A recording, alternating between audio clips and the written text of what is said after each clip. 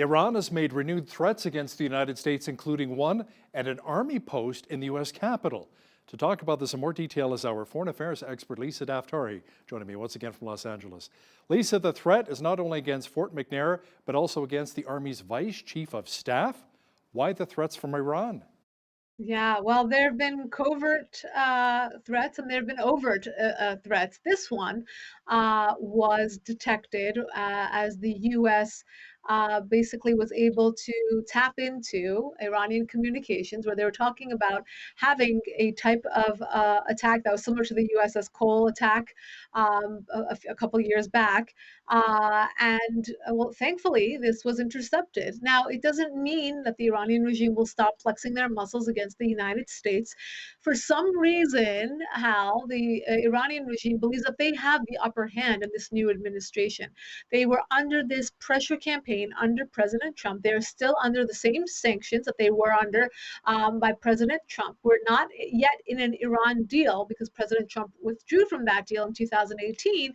But yet, they are calling upon the Biden administration not only to come to the table, not only to remove the sanctions, not only to give them cash and to release them of their economic penalties, but to really and they've used these words before, but to make it up to them. We owe them from the Trump era, and as these stories come out day after day after the threats that we're hearing from the Iranian regime, again on the surface and but beneath the surface, it becomes apparent that they truly do believe that they have the upper hand here, and they are flexing their muscles as though the U.S. will be the one to have to impress them to negotiate a new deal, and not the other way around. Now, you mentioned similar to the USS Cole style attacks. Just as reference for our viewers here, a little bit of backstory. It references the 2000 suicide attacks against the U.S. Navy guided missile destroyer in Yemen, which left 17 sailors dead. It was very tragic. Now, Lisa, Iran's supreme leader says the U.S. must reverse sanctions, as you mentioned earlier, put in place by former President Trump before Tehran would return to enrichment limits set under the 2015 nuclear deal. Apparently, there's a little bit of lack of trust between Tehran and Washington. Yes, and you bring up the most important points here, and that's the enrichment of uranium that are at levels that are just outrageous, that they are improving their ballistic missiles program, that they are, improving their satellite technology to deliver a weapon. And for all of these reasons, I mean, look, the evidence speaks much more clearly than anything else. Why should the United States get back into a deal?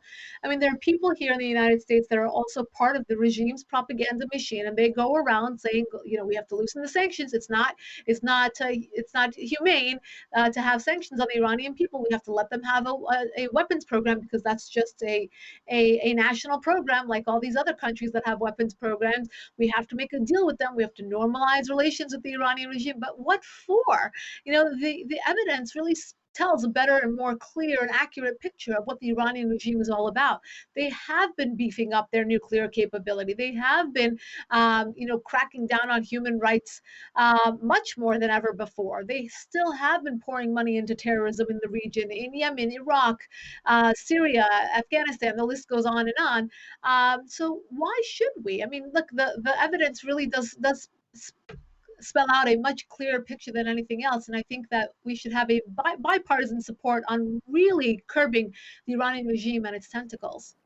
Lisa, the caravans continue as Mexicans recently discovered hundreds of Central American migrants in 3 tractor trailers near the Mexico-Guatemala border.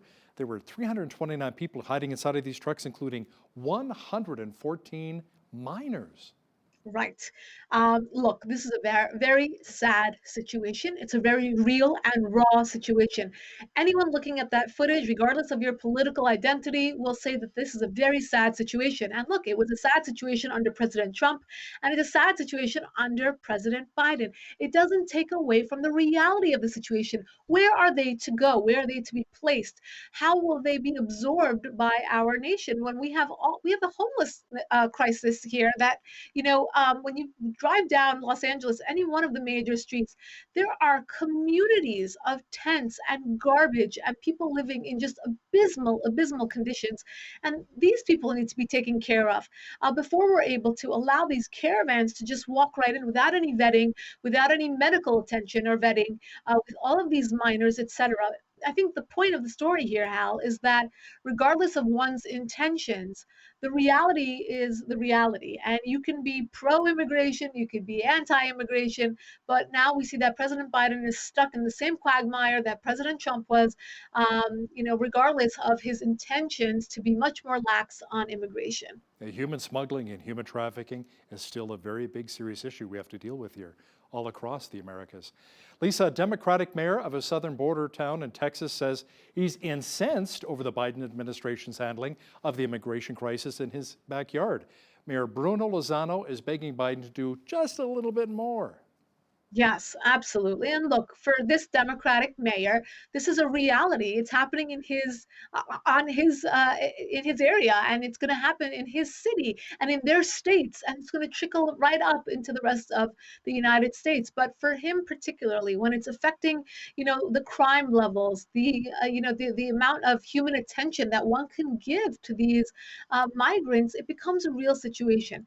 No matter what one could feel about wanting to help these migrants, about wanting to let America be, have open arms, there comes that it comes down to logistics. How can we absorb these individuals? And this mayor, I think he's telling the truth. He's speaking it like it is. And for him and people just like him all across the southern border, this will become a security issue. This will become an issue of economics. This will become an issue of asking Washington to do more for the people, both for the migrants and for the American citizens living across those borders. U.S. Defense Secretary Lloyd Austin arrived in Afghanistan over the weekend and met with Afghanistan's President Ashraf Ghani as the deadline, Lisa, to withdraw troops from the country nears. Yes. So the defense secretary met with the Afghan president. He took his notes back to Washington to discuss with President Biden as to what can be done. They are under 2 months from the deadline in which President Trump promised to withdraw troops from Afghanistan. And now it looks like they may have to either extend that deadline or decide to put more troops back in. That's what President Biden is saying. He's saying it's a very tough situation. And they're, of course, blaming it on the Trump administration not giving them a smooth transition. So, look, we had the quote unquote war president that everyone believed President Trump would get us into a lot of wars. Didn't start any wars. Not only that, but he promised to pull us out and pull our troops out of these hot spots across the globe. And now we have the Democrat and very liberal administration of Joe Biden saying that we might not be able to pull out of this hot spot. So it's interesting to watch. It's interesting to see the finger pointing. And for the sake of those troops, their families, and the Afghan people, we hope to see normalcy in that part of the world, and we hope to see our troops come home.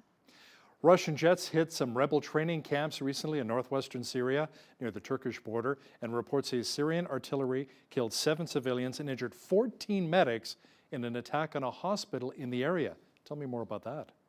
Yeah, there's no laws, there's no sense of schools or hospitals being off limits. This is one of the reasons we withdrew from Syria, as we were talking about in the case of Afghanistan, similar situation, to have to be involved in a situation, a crisis like the one in Syria. There are so many different groups involved. There are so many different conflicts being fought on different levels. Russia's involvement is a subject on its own. The Iranian regime's involvement, the Kurds are there, the Turks are there, and in this case, we're seeing the Russians are, applying a heavier hand, hoping to have influence in that part of the world, as is their agenda. What's been lost on the world ever since the Obama presidency was the America First, what President Trump attempted to bring to the White House, is to say, if we are going to be involved in a crisis such as Syria or Afghanistan, we have to know what our bottom line is. What are we there for? And in the case of Syria, there is really no bottom line to be defined, and it hasn't been defined. And there has never been any clear action that has been taken by the United States. So when you see a headline like this, you ask yourself, well, why are the Russians getting involved? Or why is the Iranian regime still involved? What are they hoping to gain in that part of the world? And how can we, in the West, protect our assets there? Lisa, dozens of pro-democracy protesters and police officers were injured on the weekend when Thai police used tear gas, rubber bullets, and even water cannons to disperse a large crowd near the Grand Palace in the capital of Bangkok. Yes, we're seeing a lot of pro-democracy protests across the globe. Once again, I don't know if it's the spring that brings this out in people, or if it's the weather, if it's the logistics, or if it's just the concept of spring. Remember, we had the Arab Spring as well.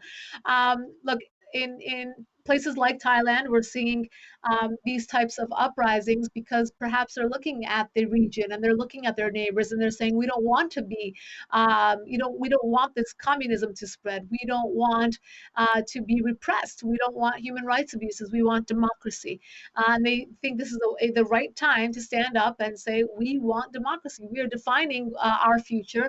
And that's what we will fight for. And we're seeing it on the streets of Myanmar. We're seeing it on the streets of Thailand. We're seeing it actually all over Europe in response to the COVID shutdowns. People are saying we want our freedom, and whether it's based on the season that we're in, the time that this pandemic has probably brought a lot of priorities in front of people's eyes to say this is what we want, and we want to define our own futures.